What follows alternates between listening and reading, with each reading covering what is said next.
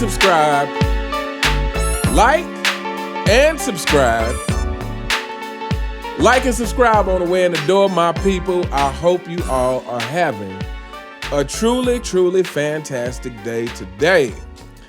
And today we are going to be talking about who was the biggest reason of success of the Chicago Bulls during the Jordan era. Was it Michael Jordan or was it Phil Jackson, according to the fanboys who love to bring this point up?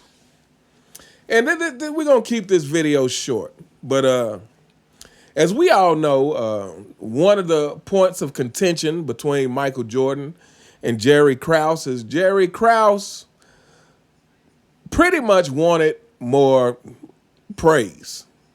He wanted more praise for the front office and the ability to put together such a great team. You know, another point that the fanboys like to bring up. Oh, well, Jordan had the perfect team constructed for him. He had Scottie Pippen. You know, he had that guy who came into the league averaging 7 points a game, who LeBron would have traded after the first 3 months. You know, that guy.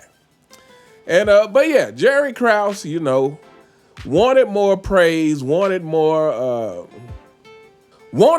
credit for having construct the roster and, you know, wanting people to see that as equally as big as part as the players. However, Michael Jordan was saying, hey, front office is front office, but we're the ones who have to go out there and play.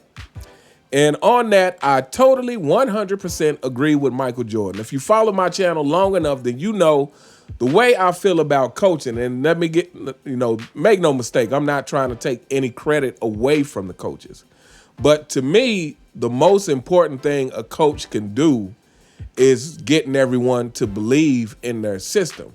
I think the system is less important than the leadership. You know, the leadership is what really sells it, is what really makes the players go out there and give their 100% effort for you as a coach. And again, that leadership, you know, falls down the line from the coach to the star player and through everyone else. But yeah, so Jordan felt like, hey, look, it's the players out here on this court who got to get it done. And so, yeah, that leads to the question. Again, this is more directed at the fanboys, but this is something everyone can think about, is who deserves the biggest credit for the Chicago Bulls? Now, is it Phil Jackson? Everybody, you know, you hear Shannon Sharp and Nick Wright and all these people. Michael Jordan had a Hall of Fame coach. Skip, come on now. Michael Jordan had a Hall of Fame coach who wasn't a Hall of Famer before he got to the Bulls. But yeah, so here's something to think about within this debate. Within the debate of how important was Phil Jackson to the Chicago Bulls. And again, I'm not saying he wasn't important, but again, to me, Michael Jordan is the common denominator in all of the successes. You know, Michael Jordan has never lost in a championship game in any league at any time. Olympics or NBA or other. He's never lost a championship game. I think he's like 11-0 or something in championship games total. So Michael Jordan is the common denominator. You know, and I'm getting ready to do a video in the next day or two just talking about, you know, how Michael Jordan raised his game, the greater the expectations became. But yeah, so here's something to think about. Phil Jackson lost with the Lakers. Not only did he lose with the Lakers, he lost twice with the Lakers. He lost with Kobe and Shaq together, and he lost just with Kobe. Now, to me, this says something.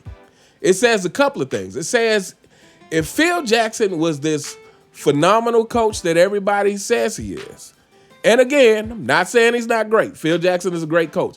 But if Phil Jackson was like the X Factor coach, right, his coaching would be able to overcome a player's deficiencies. His coaching would be able to overcome the lack of certain players' skills. But this is not the case.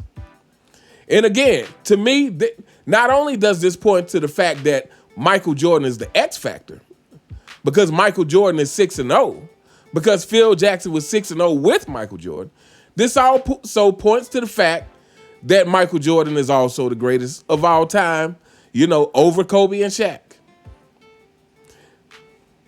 There's the famous line of Michael Jordan, I think when they were getting ready to play Utah in the finals, and someone was questioning whether the Bulls could beat Utah because Utah had, in a sense, neutralized Shaq. And they questioned Michael Jordan about this. I can't remember exactly how it was worded, but how are you going to beat Utah when they were able to neutralize Shaq? And Michael Jordan says, I ain't Shaq. I am not Shaquille O'Neal. I'm Michael Jordan. You can't neutralize me. So yeah, to me, this just points to the fact that, like we all know this, Michael Jordan is the X factor in everything great that has come of his career, whether you're talking about the Nike shoe deals, whether you're talking about all the endorsements, whether you're talking about his impact with the Dream Team, whether you're talking about the cultural phenomenon in the 90s where basketball, again, was a part of the culture, influenced every aspect of the culture, from the music to the movies to the TV shows to how people dress. Again, back in the 90s, jerseys were standard attire for a lot of people. Like back in the 90s, you would see a lot more jerseys than you do now. And it was so popular that it bled into the other sports. Like you would see football jerseys and you would see hockey jerseys. But it all stemmed to me from Michael Jordan making basketball so popular. And of course, like I said, basketball jerseys were more popular than ever. All of this, the common denominator is Michael Jordan. If you've seen the movie Air with Ben Affleck, one of the greatest lines from that movie, and I wonder if this was something that was actually said by Michael Jordan's mother, or if it was just something that was put in the movie. But when Nike was trying to sign Michael Jordan, and his mother insisted on him getting that a piece of the sales instead of this one-time lump sum payment, and it had never been done before, and she said, "Look, if my son does what I know he's gonna do, and what he knows he's gonna do, it won't be the NBA marketing my son. It will be my son marketing the NBA." And again, Michael Jordan is the X factor. Michael Jordan is what made the shoe sales possible. Michael Jordan is what popularized the NBA. Michael Jordan is the reason people watch, and Michael Jordan is the reason why when he retired in 1998, the ratings have never, ever been the same, and especially not with the fake king. So yeah, this is a short video, but like I said, to me, the fact that Phil Jackson has lost without Michael Jordan is another thing that points to the fact that Michael Jordan is this X factor. You can't, for you people who want to be like, oh, he had a Hall of Fame coach. Again, Phil Jackson wasn't a Hall of Fame coach before he got to the Bulls. And after he got to the Bulls, he lost with Shaq and Kobe together. And he lost again with just Kobe. But he did not lose in the finals with Michael Jeffrey Jordan. These are just the facts. Fanboys, take it however you want, but at the end of the day, none of us care.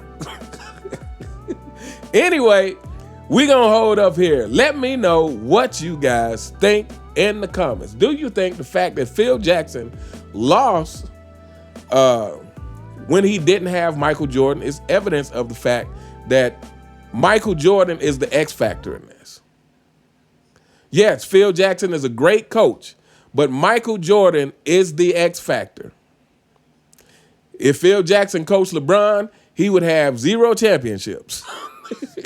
And if Phil Jackson was the greatest coach in the history of forever, like fanboys try to make it, then, theoretically, he should be able to help LeBron James at least win 6.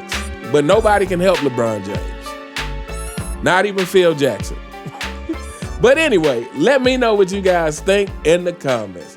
You all have a truly fantastic day, and I'll see you next time. All right.